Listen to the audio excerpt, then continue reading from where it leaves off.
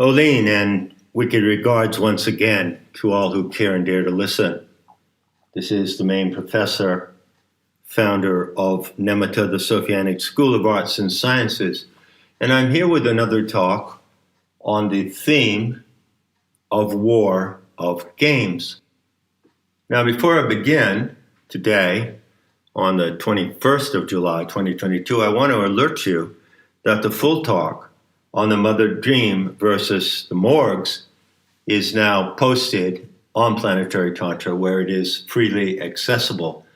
And I advise you again strongly to look at the template, the main document, a one-page PDF, which compares the 8 components of a morgue with the 8 components of the MOTHERDREAM. Also, if I might take a moment to talk about my work at the school, it would be my pleasure to do that, and also to my benefit, because I know that I can deliver better what I have to say if you are on the same page as me, obviously, and if you're current with what I'm doing. So I'm looking at the landing page for Plantary Tantra right now, and in the process of releasing these talks on War of Games, I'm simultaneously reorganizing and restructuring the material on that page, which gives access to an enormous amount of material. And I have to tell you, it's been quite a task. So as you look at the page right now, and anyone can look at it, even if you're not a registered visitor, you'll see that it shows you the image of a cheetah approaching, which in some respects could be the power animal of Plantary Tantra, which represents the dreaming power of the Aeonic Mother, your Divine Mother, Sophia. And you'll see that I've linked to a theme song, which is The Hawk, written by Chris Christopherson and sung by Richie Havens. And you do well to listen to that short song, which contains those lines quoted there. So, finding your way into Plantary Tantra, I'm reading down the page. There's a yellow block that explains that PT, which originated in 2008, has always been free. And then there's more text, and I've indicated that I'm working on the operator's manual for Plantary Tantra. So there's a talk on that subject with a tentative outline of that manual. And then you come down to what is called the course curriculum. And there you have units which you can link from the panel. And these units are organized on NEMATA for all courses. They're organized in blocks. Now, I have to tell you that the organization of the material of Plantary Tantra into categorical or thematic blocks is no easy job. And I've been struggling with this quite a bit. But my intention right now is to leave it as it is. So the first block that you encounter is the primacy of self-love. Well, that's where I want you to start in Plantary Tantra. To understand what is self-love is extremely important if you have any desire to enter this practice. Also, the key talk, how your sense of humanity must change. And then, of course, there's a link to a Q&A I did recently. And then there's a block that says, well, where to begin? Now, I don't even know where to begin in telling you where to begin. I mean, honestly, I don't. I'm pulling it together now, finally, after all these many years. What is it? 14 years. And I'm quite satisfied with how it's going, but I'm not there yet, so bear with me. I think what I'm going to do is I'm going to create an open rectangle on the course landing page. And in that open rectangle, which I will title War of Games, I'm going to place all the talks and texts that belong to this current series you're listening to right now. I think I'm going to do that, and in that way, you'll have direct access to them, and I won't post them as a block in the curriculum panel with links to the units in the block. I could make War of Games, obviously, a block, like the other blocks you see there. where to begin, PT orientation and basics, Sophianic animism, new on PT, cruising the Dakini shifts, the Turton on video, background, the gallery of the Devatas, the Shakti cluster. You see, these are some of the blocks already on Planetary Tantra. And they represent the limit to which I have been able to organize the material till now. So I'm juggling with those blocks, but I'm inclined not to make a block of units out of War of Games. It is outstanding upfront material. So I'm going to see if I can post it on the landing page of Planetary Tantra in a way that it stands out distinctly from the other material, which at the same time I am reorganizing. Hey, anything I can do to keep me off the streets and out of trouble, right? So what you're listening to now on YouTube is a preview of a full talk that will be found there on the landing page. And I'm calling this talk, of course, the main title or theme is War of Games.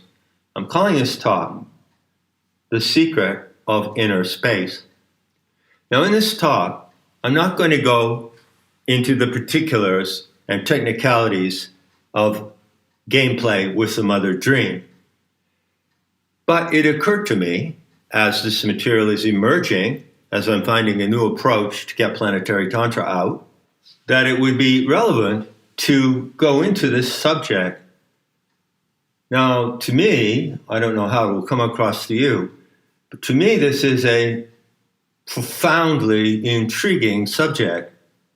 And in order to give you the background, and this is merely a background orientation talk to the Mother Dream, I have to go back quite a way in my life, and I have to review certain work that I did in Santa Fe back in the 80s.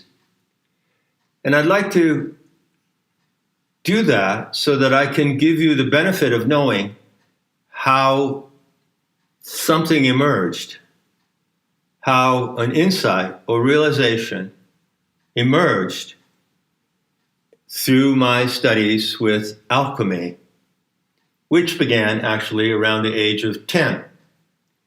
Now, I want you to know about how that emerged in the past and how I made this discovery so that you can perhaps appreciate it from its origins. You see, if I come to you and I hold out my hand and I have a treasure in my hand and I say, here, take this treasure, and you look at it and it's a wonderful magical tool or a gem or a flower or maybe it's some kind of medallion. It's a wonderful, beautiful, magical treasure.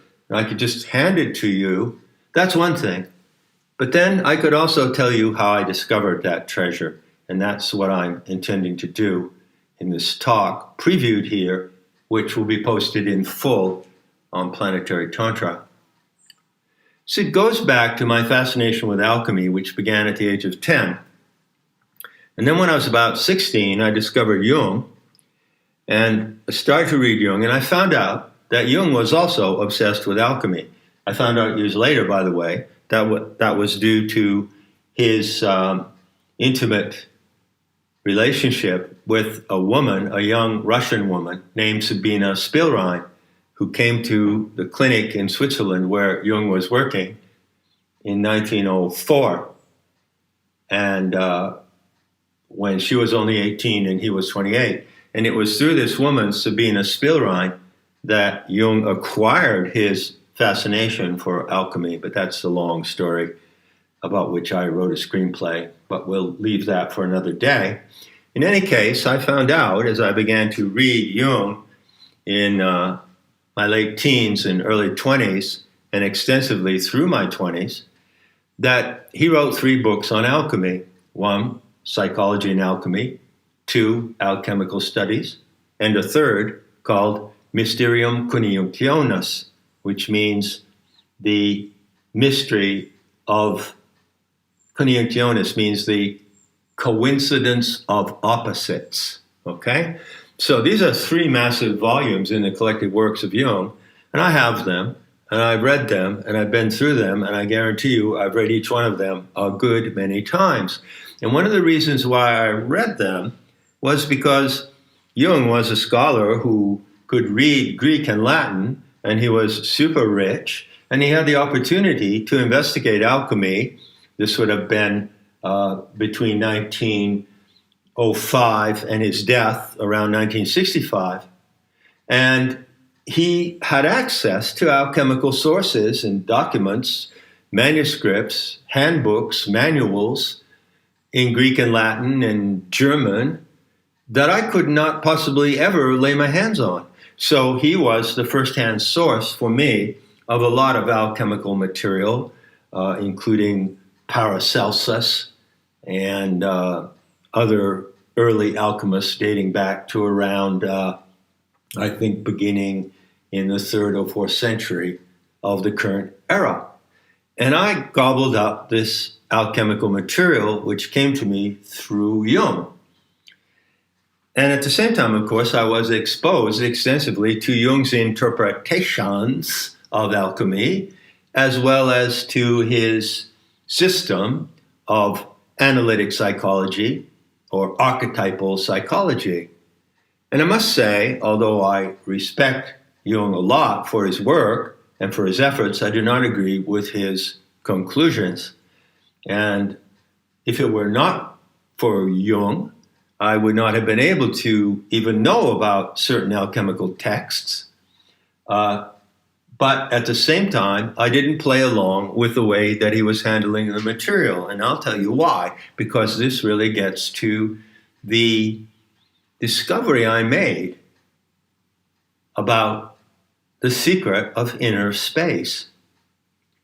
So Jung and others in his school of archetypal psychology, and other schools as well, often use the term inner space. Now, what does this mean? What does it mean to you? What does it suggest to you? Look around you. I think you would agree that you're standing in space. I'm standing in the space of a room. So I'm standing in what you might call an area of enclosing space. See? And even when I stand out on the lawn of the house under the sky, I'm standing in an area of enclosing space. In other words, it's an area where space could be defined as a materially empty region where I am able to move around and where things can exist. So I'm in this room, and around me is the space of the room, okay? And I'm able to move freely through that space. So I'm designating this particular dimension of space as SA. I'm going to call it SA, by which I mean space enclosing. Enclosing. So it's at any time you are in space A, wherever you are. And it's the apparent emptiness around you that allows things to be there and allows you to move freely. That's SA. So I was thinking, as I was reading Jung, I hear continually the assertion that psychic events, such as memory, imagination, the picturing of symbols and images in the mind, the phenomenon of sounds and sights that occur in the mind, in the psyche, okay? Don't have to explain what they are, right? You have them all the time. But where are they? You know, what are they? But where are they? Where is inner space? So Jung asserted, as many others did, that psychic processes occur in inner space. And he talked about this endlessly. The most thickest of those 3 volumes is called Mysterium Coniunctionis, as I said, and it's, 450 pages long. And it's continually talking about Jung's theory, Jung is continually advancing his theory, I should say, that the weird symbols and images and processes described in medieval alchemical manuscripts were actually psychological events. And so the alchemists were psychologists, and they were talking about events that happened in their own psyches. And that's how he interpreted the many hundreds of symbolic images that you can find in alchemical manuscripts, and you can look them over extensively. I mean, they're really fascinating and mysterious. So Jung said, yeah, I know what they are. They are psychic archetypes, which generally appear in the form of images. In fact, what he called the archetype, he originally called an Urbild, U-R-B-I-L-D, which in German means a primordial image. So you know what those things are. They're like the images in your memory. There's no difference from a memory image and a primordial image of a dragon eating its tail, or a unicorn, or whatever. They are productions of the human psyche, and they happen spontaneously. You all know what they are. You all know how they appear, how they present them to you. But do you know where they are? And I'd venture to say that you don't, and neither did I. And what happened, and here I'm going to conclude this preview, is that I was so troubled by this question in my study of Jung, the question that came up every time he said, it happens in the psyche, it happens in inner space, that I began to investigate where is inner space. And that is how I came to what I'm calling the secret of inner space. So I invite you to proceed to Plantary Tantra and click on the secret of inner space to hear the remainder of this talk.